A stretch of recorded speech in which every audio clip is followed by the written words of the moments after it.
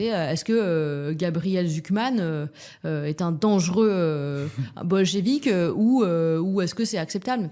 Gabriel Zucman, il a construit sa taxe, qui est devenue éponyme, pas comme un politique, mais comme un chercheur. Il a construit une taxe, et c'est lui qui l'explique, hein, et il l'assume totalement. Il a proposé un pourcentage et une assiette, un taux et une assiette qui permettrait de faire en sorte que les 1800 foyers les plus riches de France, qui ont le plus gros patrimoine en France, payent un impôt équivalent à celui qui est payé par la moyenne des Français. Donc on n'est même pas dans une perspective de à chacun en fonction de ses moyens, c'est équivalent. Donc pour moi, c'est absolument la mesure minimale qu'il faudrait faire. Et de lutter contre la taxe Zucman, c'est accepter le fait que des gens très riches payent moins d'impôts que des classes moyennes ou des classes populaires. Donc je trouve qu'on n'est pas encore arrivé en matière de bataille culturelle, même si on a fait un pas en mettant le sujet fiscal sur le devant de la scène. Je m'éloigne un peu de la question. Oui, j'ai peur pour l'avenir.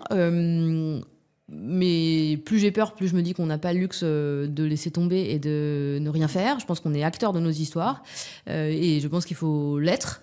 Et je pense qu'il y a un lien très fort entre la question climatique et la question de l'extrême droite. Et précisément, c'est ce que je disais tout à l'heure. Je pense que c'est le rôle de la gauche de produire une doctrine politique qui permettent de lier les deux sujets, et notamment d'expliquer comment, collectivement, et grâce à une puissance publique qui assume son rôle, on va faire face à la transition écologique, et d'une manière qui est acceptable d'un point de vue sur le plan de la redistribution.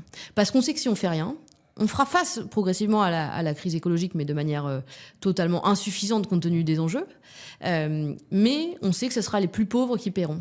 Et je pense que ça ne fera que accroître l'idée selon laquelle le Rassemblement national est une force politique crédible, ou en tout cas pas crédible, mais vers laquelle il faudrait se tourner pour les gens qui verront que leurs intérêts sont de plus en plus lésés.